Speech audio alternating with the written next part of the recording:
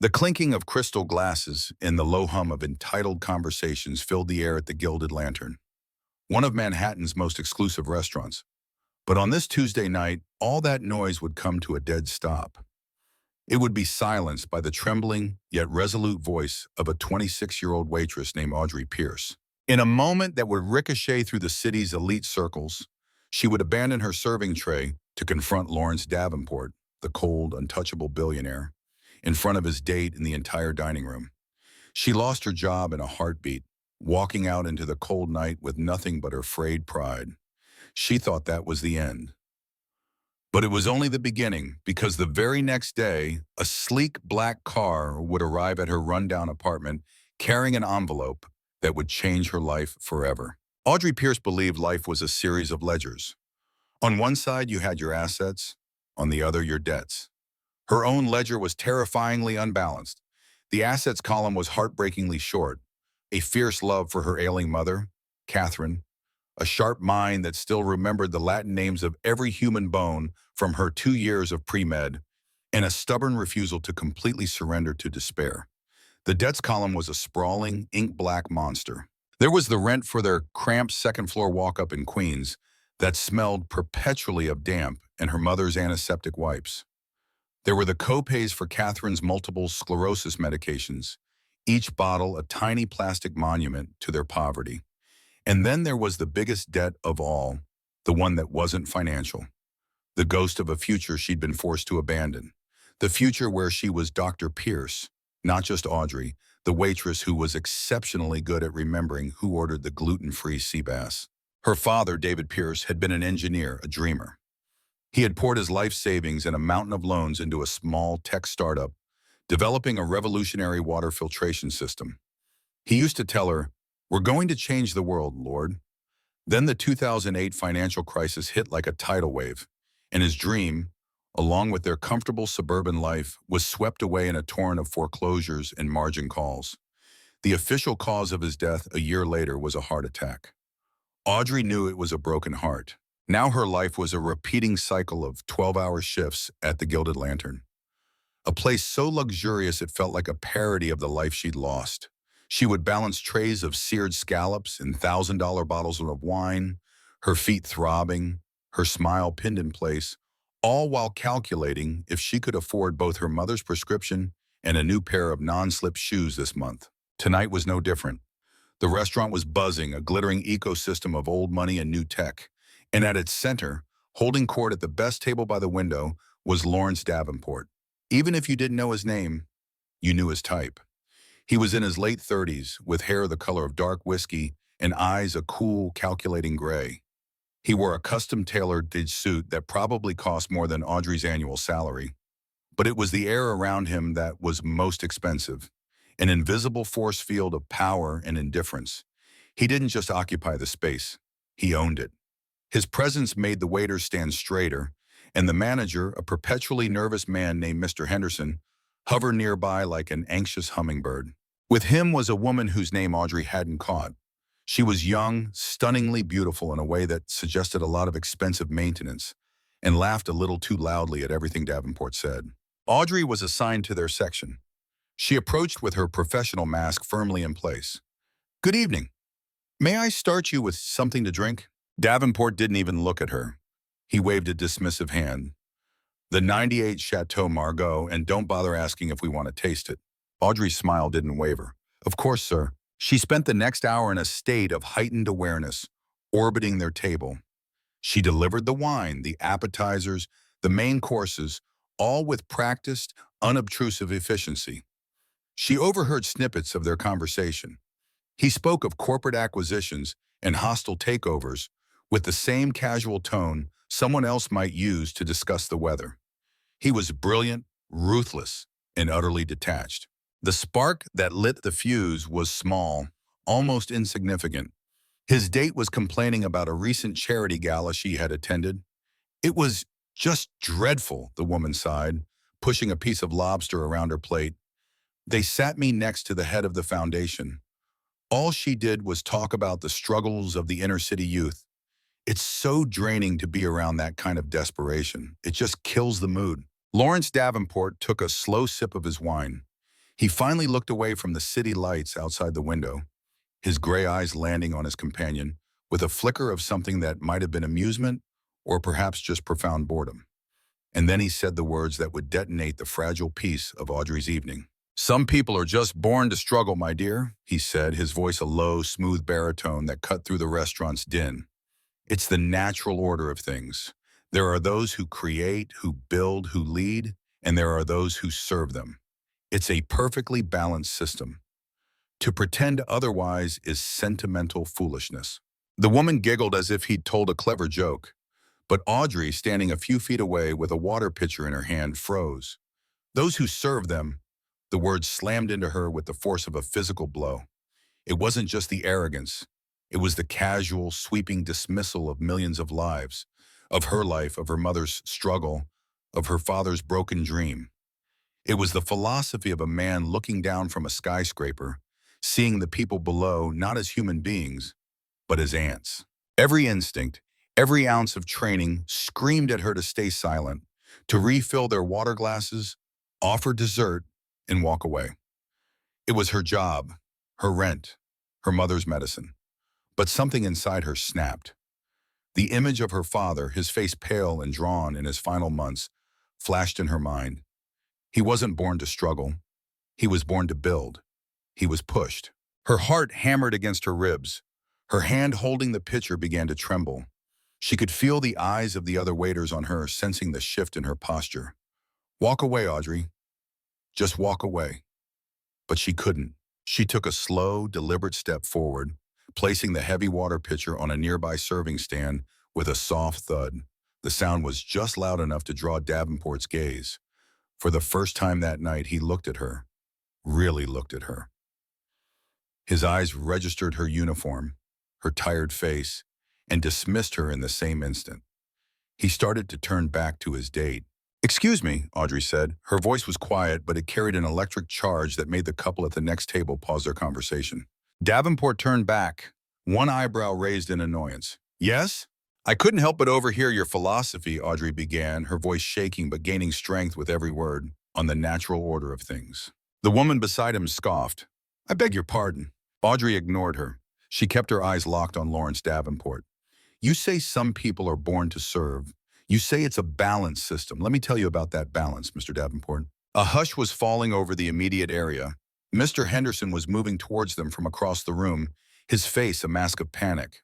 "My father," Audrey continued, her voice growing stronger, "was an engineer. He wasn't born to serve.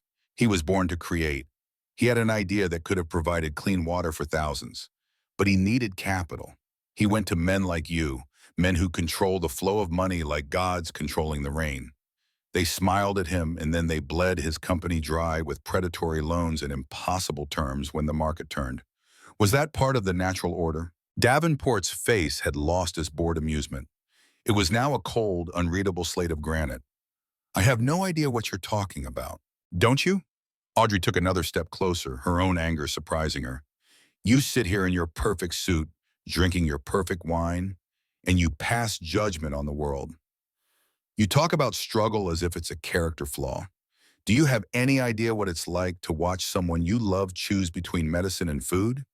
To have to give up your own future just to keep a roof over your family's head? That isn't a natural order. That is a system built by men like you for men like you. It's a system that mistakes cruelty for strength and calls it balance." The entire restaurant was silent now. Every diner, every waiter, every busboy was watching the scene unfold.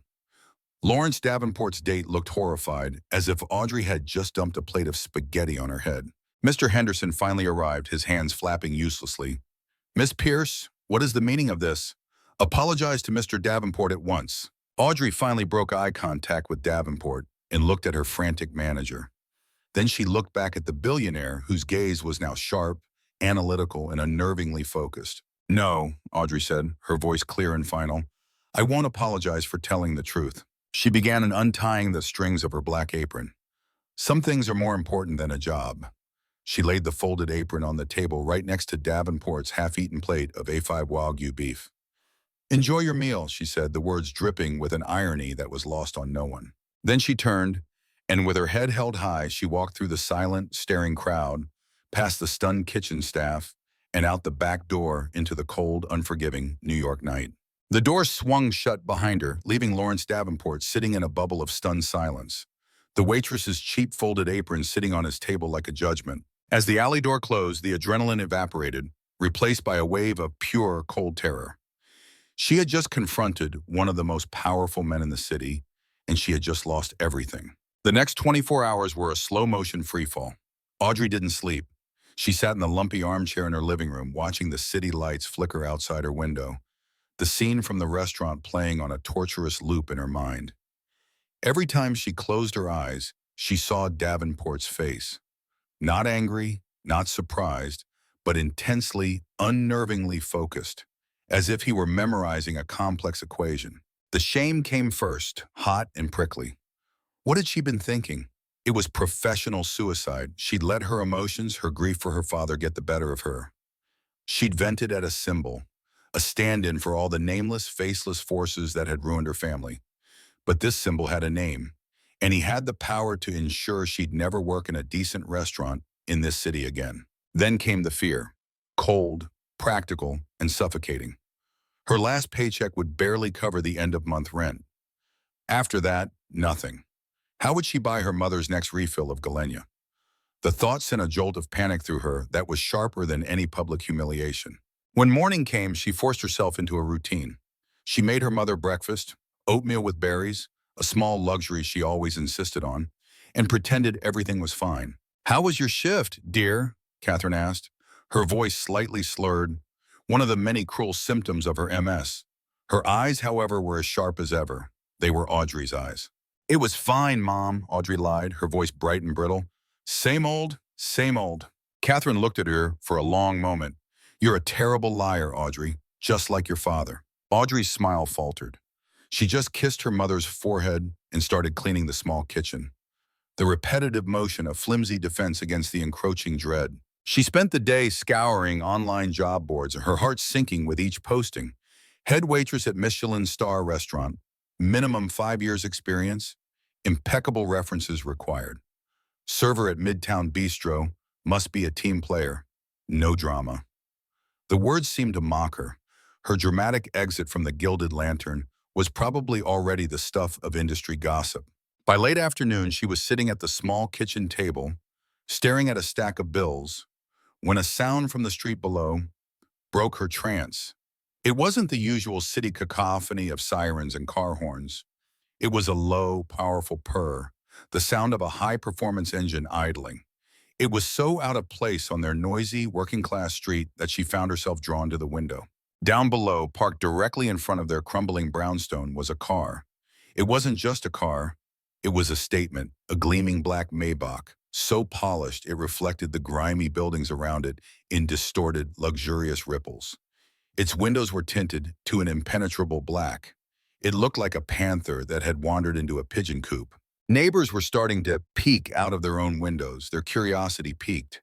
A group of kids playing stickball on the sidewalk stopped their game to stare. Audrey's heart began to thump, a nervous, heavy rhythm against her ribs. Coincidence? It has to be a coincidence. Maybe someone is visiting Mrs. Rodriguez in 3B. But then the driver's side door opened. A man in a crisp black chauffeur's uniform emerged. He was tall, impassive, and moved with an air of professional gravity. He didn't look at the gawking neighbors. He looked straight up, his eyes scanning the windows until they seemed to lock directly onto hers. He walked to the back door, opened it, and stood at attention, but no one got out. Instead, the chauffeur walked to the front door of her building, and after a moment, the intercom buzzed. The sound was jarringly loud in the quiet apartment. Audrey stared at it as if it were a venomous snake. Her mother called out from the other room, "Audrey, is someone at the door?" With trembling hands, Audrey pressed the talk button. "Hello?" Her voice was a reedy whisper. A deep, formal voice responded, devoid of any accent or emotion. "I have a delivery for Miss Audrey Pierce." "Who is it from?" There was a slight pause. "My employer instructed me to deliver it to you personally." Her mind raced. This is it. It's a lawsuit, a cease and desist, a threat. She thought of her mother in the next room. She couldn't have a scene here. "I'll be right down," she said, her voice betraying none of the terror she felt. She grabbed her keys, took a deep breath, and walked down the 2 flights of creaking stairs. With each step, she braced herself for a confrontation. When she opened the heavy front door, the chauffeur was standing there holding a single elegant black envelope. It was made of thick, expensive cardstock. Her name, Miss Audrey Pierce, was written across the front in pristine silver calligraphy. He simply held it out to her. He said nothing. Audrey hesitated, then took it. The paper felt cool and heavy in her hand. She looked from the envelope to the man's impassive face. "What is this?" "My instructions were only to deliver this, miss," he said politely, "and to wait for your response." "My response to what?" He gave a slight, almost imperceptible nod towards the envelope. Her hand shook as she turned it over. There was no return address, only a simple embossed silver D in the center of the wax seal. Davenport. With a sense of surreal dread, she broke the seal and slid out the single card inside. It wasn't a letter, it wasn't a legal threat. The card itself was heavy, made of sleek black metal. In the top corner was the familiar logo of American Express. But this wasn't a standard credit card. She recognized it from articles she'd read about the ultra-wealthy, the American Express Centurion card, the legendary black card available by invitation only to the world's biggest spenders. Her name, Audrey Pierce, was laser-etched onto the front. Tucked behind the card was a small folded note on the same thick paper as the envelope. Her eyes scanned the few lines of clean, sharp handwriting. "Miss Pierce, your performance last night was memorable. It raised a number of questions that I find myself compelled to answer. An apology would be insufficient. A conversation, however, is owed. This card is not a gift. It is a key. Use it to secure whatever you need to feel stable. A new apartment, clothes, settle your immediate concerns. When you are ready, there is a number on the back of this note. Call it and a meeting will be arranged. Consider it in advance on what we will discuss. L. Davenport." Audrey read the note once, twice, a third time. Her brain struggled to process the information. It felt like a dream or a cruel, elaborate prank. In advance, a key. She looked from the impossible black card in her hand to the impassive chauffeur, to the absurdly luxurious car purring at the curb. This wasn't a lawsuit. It wasn't a gift. It was something else entirely. A test, a trap, an invitation into the very world she had just so self-righteously condemned. The chauffeur stood patient and silent. He was waiting for her response, the response that would either send him away, back to the world of penthouses and privilege, leaving her with her pride and her poverty, or the response that would have her step into a future so uncertain, so dangerous and so incomprehensibly strange that it terrified her more than any bill or eviction notice ever could. She thought of her mother's medicine. She thought of the look on Davenport's face, the cold, analytical curiosity. He wasn't trying to buy her silence. He was trying to buy something else, her participation. Taking a shaky breath, she looked at the chauffeur, the black card clutched in her hand like a talisman. "Tell Mr. Davenport," she said, her voice low but clear. "I will be in touch." 2 days later, Audrey was in a taxi, the city blurring past her in streaks of yellow and gray. She was not the same woman who had walked out of the Gilded Lantern, at least not on the outside. The black card sat in the pocket of a new, well-fitting wool coat. It was a purchase that had made her feel physically ill. Walking into Bergdorf Goodman, she'd felt like an imposter. The sales associate had looked down her nose at Audrey's worn jeans and faded sweater until Audrey produced the black metal card. The woman's demeanor had changed so fast, it was like watching a magic trick. Contempt morphed into fawning servitude. It was disgusting, and it was intoxicating. She hadn't gone crazy. She'd bought the coat, a simple but elegant dark blue dress, and sensible leather shoes. She had prepaid the rent for the next 6 months and filled her mother's prescriptions for the same period. She'd even set up a grocery delivery service so Catherine wouldn't have to struggle down the stairs. Each transaction was seamless, approved without a whisper. It was a terrifying, frictionless power. She hadn't moved into a new apartment. She wouldn't uproot her mother. The card was a tool, just as his note had said.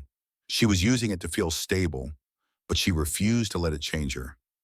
Not yet. Yesterday, she had called the number on the back of the note.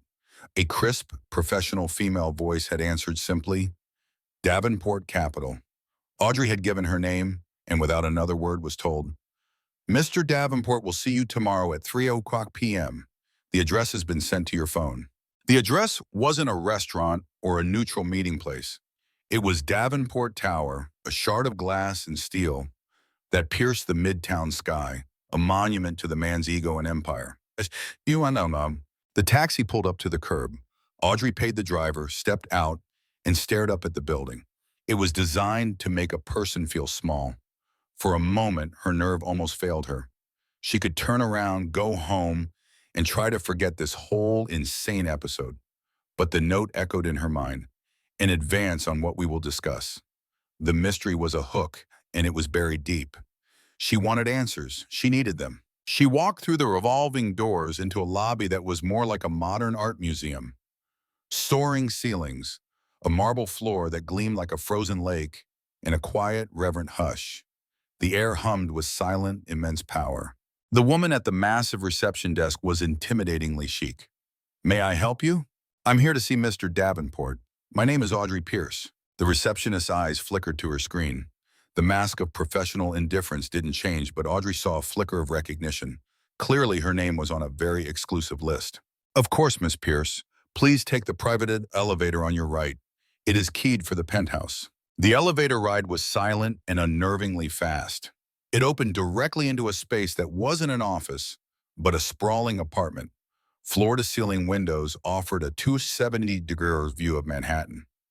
The furniture was minimalist, expensive, and sparse. It was less a home than a viewing platform from which to observe the world. Lawrence Davenport was standing by the window, his back to her, looking down at the city. He was dressed not in a suit but in dark trousers and a simple gray cashmere sweater. The casual attire was somehow more intimidating than the suit. It meant this was his space, his territory. "Miss Pierce," he said without turning around, "thank you for coming." "You didn't give me much of a choice," Audrey replied, her voice steadier than she felt. She stayed by the elevator, refusing to step further into his domain. He finally turned. His gray eyes were just as she remembered, sharp, analytical. There was no trace of the bored arrogance from the restaurant. This was a different man, or perhaps the same man with a different mask. "Choice is an illusion for most people," he said, his voice even. "You more than most should know that. Please sit." He gestured to a severe-looking leather sofa. "I'd rather stand." A ghost of a smile touched his lips. "As you wish." He walked over to a wet bar and poured 2 glasses of water. He brought one over and set it on the coffee table near her. A peace offering? She ignored it. "Why am I here, Mr. Davenport?" she asked bluntly. "Why the theatrics with the car? The card? If you wanted to talk, a phone call would have sufficed." "Theatrics, as you call them, were necessary," he replied, taking a sip from his own glass. "First, to get your attention. Second, to demonstrate that I am serious.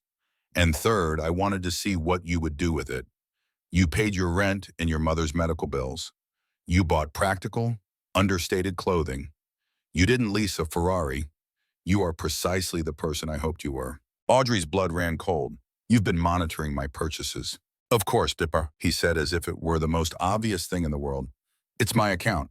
The sheer audacity of it, the violation, made her dizzy with anger. "You have no right." "I have every right," he interrupted, his voice hardening slightly. "Now, are you going to let me explain, or are you going to continue to waste my time with predictable outrage?" The cold, pragmatic tone silenced her. She hated him for it, but he was right. Outrage was a luxury she couldn't afford. She needed to know the why. She gave a curt, tight nod. He walked back to the window, staring down at the river of yellow cabs on the street below. "In the restaurant, you spoke of your father, an engineer with a water filtration startup. His name was David Pierce, wasn't it?" Audrey flinched. The name was a physical blow. "How do you know that?" "Because when you introduced yourself by spilling your life story in front of half of New York's elite society, your name rang a bell. I had my assistant run a check, not on you, Miss Pierce, on your father." He turned to face her, his expression grim. "Davenport Capital maintains an extensive archive of all major acquisitions and bankruptcies we've been even tangentially involved with over the past 2 decades. Your father's company, Pure Flow Innovations, is in that archive." Audrey felt the floor tilt beneath her. The past she thought was buried was suddenly here in this sterile penthouse on the lips of the man she despised. "So you do know," she whispered, the anger draining out of her, replaced by a hollow ache. "You were one of them, the men who destroyed him. Yes, he said, his voice flat. And no. He walked over to a sleek, modern desk and picked up a thick, bound file. He held it out to her. The final acquisition of your father's defaulted loans, the ones that triggered the bankruptcy and the loss of his patents, was executed by a subsidiary bank that my company had acquired 6 months prior. The final signature on the paperwork was mine. Audrey stared at him, her vision blurring. It was too much. The random, cruel billionaire from the restaurant wasn't random at all. He was the man, the final link in the chain that had led to her father's death, to her mother's illness, worsening from the stress, to her own derailed life. He was the architect of her family's ruin. A wave of nausea and pure, white-hot rage washed over her. She saw the black card in her mind's eye. In advance. Blood money. You, she choked out, her voice trembling with fury. You monster. You sit here in your tower built on the bones of men like my father, and you sent me a credit card. Was this some sick, twisted form of apology? A way to clear your conscience? It was not an apology. Apology, he said, his voice dangerously quiet. Apologies are meaningless. This is about something else.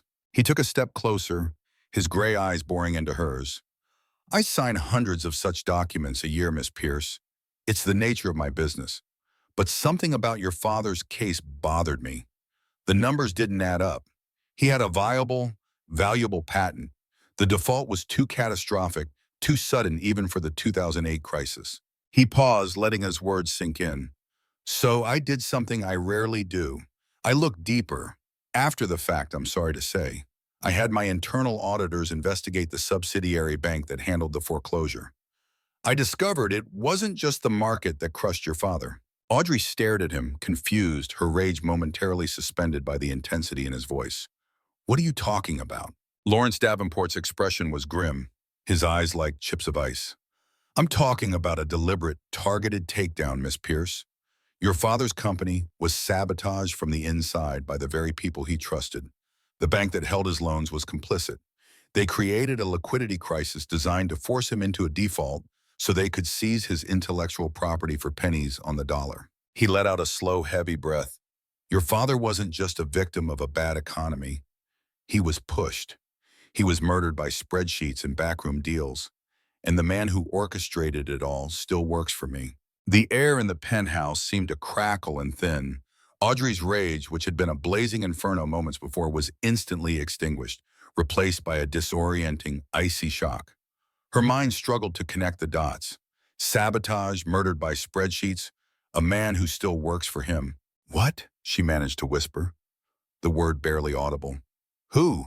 Davenport watched her, his expression unreadable, but for the cold fury that glinted deep in his eyes. He had lived with this knowledge for years. For him, it was old poison. For Audrey, the wound was fresh. His name is Robert Thorne, Davenport said, the name spoken with a quiet, venomous precision. He is the head of my mergers and acquisitions division. He is brilliant, charming, utterly ruthless. And he has been playing a very long, very subtle game under my nose. He walked back to his desk and tapped a sequence on a tablet. A holographic display shimmered to life in the air between them, showing a series of complex charts, names, and arrows. It was a web of corporate entities and financial transactions. Thorne is a predator who thrives in chaos, Davenport explained, his voice the calm, measured tone of a general outlining a battle plan. During the 2008 crisis, while I was focused on keeping the parent company from imploding, he used the panic as a cover. He identified small, innovative companies like your father's, companies with immense potential but weak capital foundations. He would use his position at the subsidiary bank to engineer their collapse, then acquire their assets, patents, technologies through shell corporations, eventually folding them into his own portfolio, presenting them to me as brilliant bargain basement finds. Audrey stared at the glowing web, her eyes finding the name Pure Flow Innovations, connected by a red line to a company she'd never heard of, which was then connected to Thorne. My father's patent, the filtration system, is currently one of the most profitable technologies in our green energy subsidiary, Davenport confirmed, his voice devoid of any pride. It generates millions in revenue a quarter, revenue that Robert Thorne takes personal credit for discovering. The world tilted again. Her father's dream wasn't dead. It was alive and thriving, but it had been stolen. It was making the man who destroyed him rich, all under the roof of the man whose signature had sealed the deal. The injustice of it was a physical weight, crushing the air from her lungs. Why did I? Audrey asked, her voice raspy. Why are you telling me this? Why haven't you just fired him, exposed him? A flicker of something that looked like frustration crossed Davenport's features. Because Thorne is smart, he's insulated himself perfectly. The paper trails are convoluted, running through offshore accounts and defunct shell companies. Every action he took was on the surface legal, aggressive business perhaps, but not criminal. I have suspicions, I have data, but I have no smoking gun. I have no direct proof that ties him personally to the sabotage. He looked at her directly, the full weight of his attention focused on her. Any move I make against him internally, he'll paint as a corporate power struggle.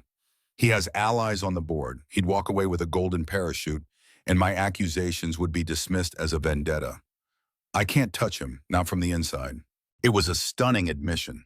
The great Lawrence Davenport, the master of the universe, was powerless against a subordinate in his own company. So you need someone on the outside, Audrey said, the pieces clicking into place with horrifying clarity. I need a ghost, Davenport corrected. I need someone he won't see coming. Someone who has no known connection to me. Someone with a legitimate, powerful reason to want to see him burn. He paused. I need you, Miss Pierce. Audrey recoiled as if he'd tried to strike her. Me? What could I possibly do? I'm a waitress, or I was until you got me fired. You are much more than that, he countered, his voice sharp. You are David Pierce's daughter.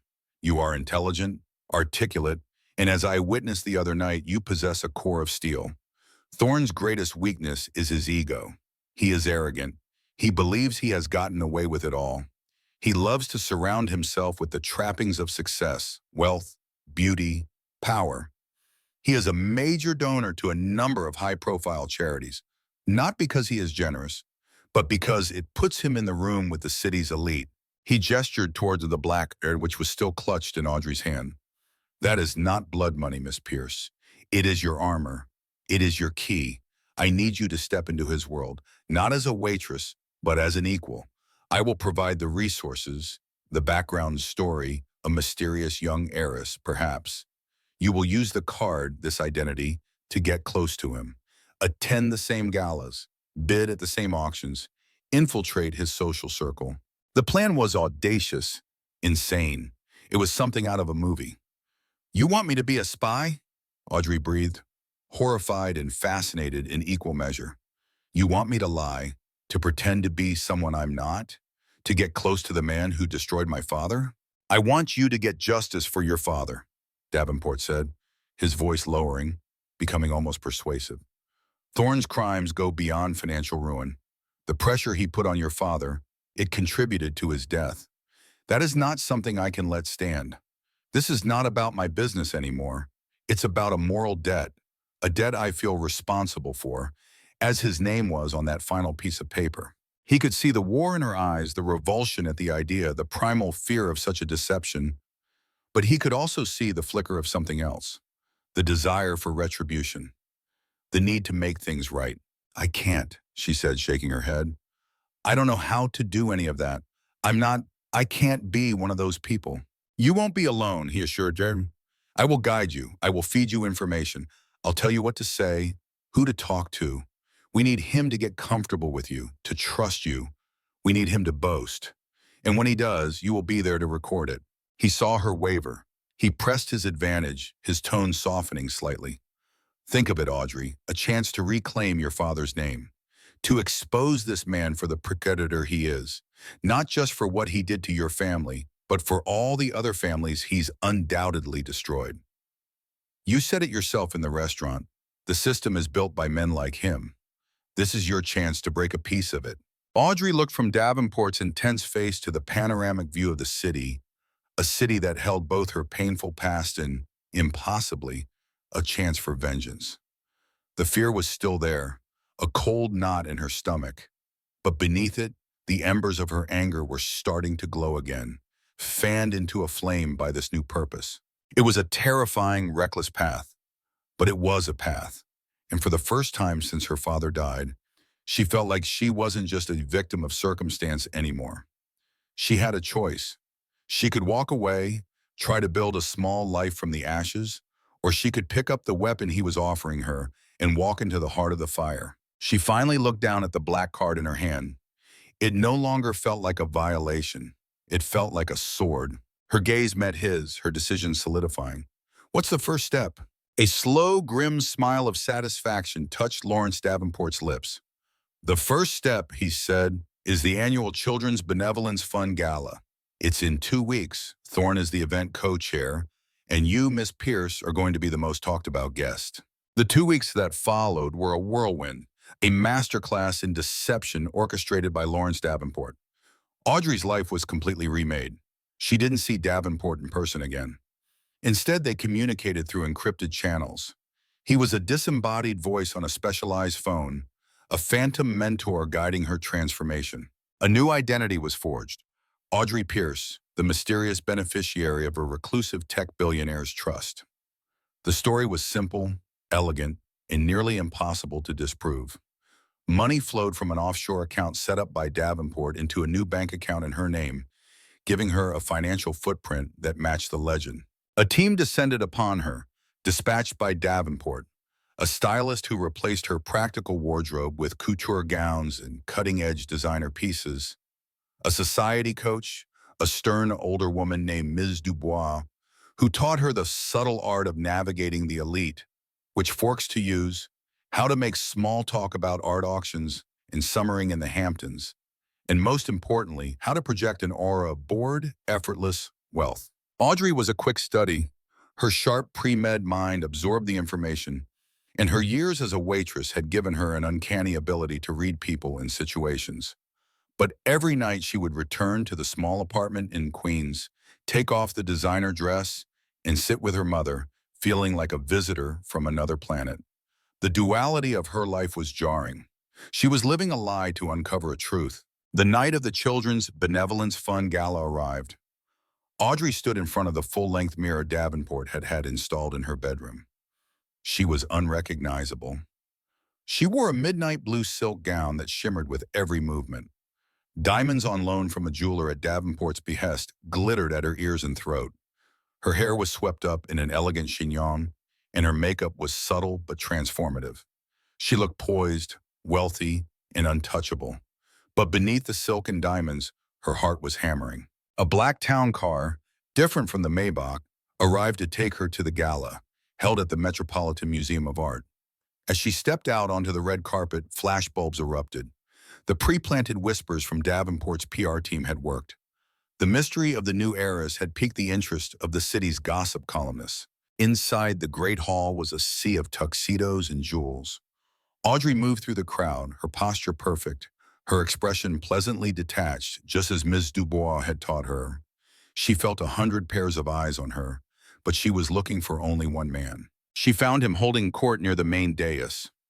Robert Thorne was exactly as Davenport had described, handsome in a predatory way, with silvering hair at his temples and a smile that was all teeth.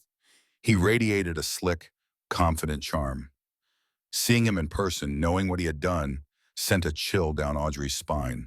Her instructions were clear. Don't approach him directly. Make him come to you. She made her way to the silent auction tables, feigning interest in a ridiculously expensive modern painting. As planned, a well-known society matron, a woman Davenport had identified as one of Thorne's key social allies, approached her. I don't believe we've been introduced, the woman said. I'm Beatrice Langley. Audrey turned, offering a small, cool smile. Audrey Pierce. The name, the look, the diamonds. It was the perfect bait. After a few minutes of carefully scripted small talk, Beatrice insisted, you simply must meet Robert Thorne. He's co-chairing tonight. He's an absolute titan in the financial world. This was it. Beatrice led her through the throng and made the introduction. Robert, darling, Beatrice cooed, I'd like you to meet Audrey Pierce. Thorne turned and his eyes swept over Audrey in a quick, appraising glance. He saw the gown, the jewels, the calculated confidence. He was intrigued. Miss Pierce, he said, his voice smooth as honey. A pleasure. It's not often a new star appears in our little constellation. I prefer to keep a low profile, Audrey replied, her voice calm and even, a stark contrast to the storm raging inside her. In her ear, a tiny flesh-colored comms device fed her a quiet stream of encouragement from Davenport, who was monitoring from an unknown location. Loud noises distract from the work. This piqued Thorne's interest even more. Work? A woman like you shouldn't have to work. My benefactor believed that wealth is a tool, not a cushion, Audrey said, parroting a line Davenport had given her. He specialized in identifying undervalued tech, small companies with big ideas. It's a passion I've inherited. She had laid the trap. She saw a flicker of genuine interest in Thorne's eyes. This was his hunting ground. Over the next hour, she allowed him to charm her. She let him fetch her champagne, listened to him boast about his recent acquisitions, and laughed politely at his jokes, all the while feeling a profound sense of disgust. This was the man who had smiled at her father before slitting his company's throat. The key moment came when the live auction began. The final item was a block of seed funding for a new tech incubator for promising startups. The bidding was lively but stalled around $200,000. This was Audrey's cue. As the auctioneer was about to bang the gavel, she raised her paddle. $500,000, she said, her voice carrying across the silent room. A collective gasp went through the crowd. All eyes turned to her. Thorne, standing beside her, looked at her with a new level of respect and astonishment. My benefactor always said, Audrey continued, looking directly at Thorne, the greatest returns come from investing in dreams that others are too scared to back. Thorne's smile widened. He was hooked. He saw a kindred spirit, another predator. Later, as the gala was winding down, Thorne guided her to a quieter terrace overlooking Central Park. That was quite a statement you made in there, Audrey, he said, using her first name. It was a sound investment, she replied coolly. I couldn't agree more, he said, leaning closer. I've made my career on that very principle. Finding little gems, diamonds in the rough that the big players overlook. There was one years ago, a little water filtration company. A brilliant idea, but the founder was a fool, an idealist. Had no head for business. I had to facilitate his exit to save the technology. It's now making a fortune. Audrey's blood ran cold. He was boasting. He was confessing, cloaking it in the language of shrewd business. Her hand went to the diamond brooch on her gown. It wasn't just a brooch. It was a high-fidelity recording device. She pressed it gently. It sounds like you did him a favor, she said, her voice dangerously neutral. Thorne chuckled, a low, ugly sound. You could say that he was drowning. I simply held his head underwater a little faster. It was a mercy, really, and very, very profitable.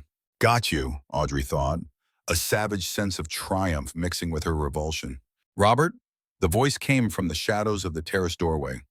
It was deep, cold, and utterly commanding. Lawrence Davenport stepped into the light. He wasn't wearing a tuxedo, but a dark, impeccably tailored suit. He looked like an executioner. Thorne's smile vanished. He straightened up instantly, on guard. Lawrence, I didn't realize you were here. I'm always where I need to be, Davenport said, his eyes like chips of flint. He didn't look at Audrey. You and I need to have a word about Pure Flow Innovations. Thorne paled but recovered quickly. An old file, one of our most successful acquisitions. What about it? I was just telling Audrey about it, Thorne said, trying to regain control, trying to use her as a shield. About how we saved that brilliant tech from a failing. I think Miss Pierce knows the real story, Davenport interrupted, his voice dropping to an icy whisper. He finally looked at Audrey. A flicker of something, permission, a command in his gaze. This was the final act, her moment. Audrey unclasped the diamond brooch. She held it up between them. I think the board of directors will be very interested to hear your definition of a mercy, Mr. Thorne. She looked him dead in the eye, dropping the facade of the heiress, letting all her raw, righteous fury show. My name is Audrey Pierce. David Pierce was my father. The color drained from Robert Thorne's face. The mask of charm shattered, revealing the panicked, cornered rat beneath.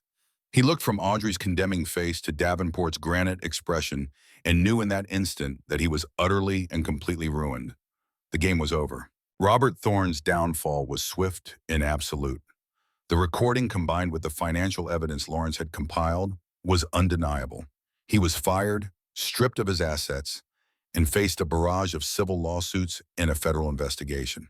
The story of the waitress, the billionaire, And the takedown at the Met Gala became a quiet legend in the city's highest circles, a cautionary tale about underestimating the people you step on. Lawrence, true to his word, used the recovered assets and a significant portion of his own fortune to establish the David Pierce Foundation for Ethical Innovation, dedicated to funding brilliant minds who lacked capital. He appointed Audrey to its board. 6 months later, Audrey was no longer living a lie. She sat in a bustling university library, a stack of organic chemistry textbooks in front of her. She had re-enrolled in pre-med. The black card was gone, replaced by a simple student ID. The foundation was her passion project, but her father's first dream for her, to be a healer, was now her own. The seat across from her was quietly taken. She looked up to see Lawrence Davenport. He looked different here, out of his element among the students, yet more relaxed than she'd ever seen him. "You look at peace," he said. It wasn't a compliment, it was an observation. "I have a purpose again," she replied, "a real one." He slid a coffee across the table. "I came to say I'm sorry, Audrey. Not for what happened with Thorne, but for what I said at the restaurant, for believing it. It took you and the memory of your father to remind me that a person's worth isn't measured by their balance sheet." Audrey looked at the man who had been her enemy, her benefactor, and her unlikely co-conspirator. The anger was long gone, replaced by a complex, quiet understanding. They were two broken people who had, in a strange way, helped to fix each other. "Some debts can't be paid, Lawrence," she said softly, "but they can be honored." He nodded, accepting it. They sat in a comfortable silence for a moment. Two worlds collided and remade. The waitress and the millionaire were gone. In their place were just Audrey and Lawrence, with a shared past and the quiet promise of an entirely new, unwritten future. If this story of resilience, justice, and the hidden connections that bind us all moved you, please show your support. Hitting that like button helps our channel grow, and sharing this video means more people can experience Audrey's incredible journey. In the riveting journey of Audrey Pierce, a weary waitress burdened by loss and injustice, we discover one of life's most profound and emotional truths. True power isn't found in wealth or status, but in the courage to transform pain into purpose. For years, Audrey carried the weight of her father's stolen dream, her mother's illness, and a system that seemed designed to crush the vulnerable. In that explosive moment at the Gilded Lantern, when she confronted Lawrence Davenport's cold arrogance, she risked everything, not out of reckless anger, but from a deep, unbreakable sense of right and wrong. What followed was extraordinary. An unlikely alliance with the very man tied to her family's ruin, leading to a daring quest for justice against the true predator, Thorne. Audrey didn't seek mere revenge. She reclaimed her father's legacy, exposed corruption, and built a foundation to protect other innovators from the same fate. This story touches our hearts because it reflects the quiet battles we all face, the betrayals, the sacrifices, the moments when standing up feels impossible. It reminds us that healing doesn't come from silencing our pain, but from channeling it into something greater. No matter how small we feel in a world that often overlooks the servers, our voices can shatter illusions and rebuild what was broken. Audrey's transformation, from invisible waitress to empowered healer and advocate, proves that justice isn't handed down from towers of power. It's forged in the fire of resilience, turning victims into architects of change. What resonated most with you in Audrey's story? Was it her fearless confrontation, the twist of hidden sabotage, or her choice to honor her father's dream through forgiveness and action? Share your thoughts and any personal experiences of turning pain into purpose in the comments below. We read every one. If this tale of courage and redemption moved you, please hit that like button, share it with someone who needs inspiration today, and subscribe to our channel for more heart-stirring, real-life stories of triumph over injustice. New episodes drop every week. Join us and never miss the next unforgettable journey.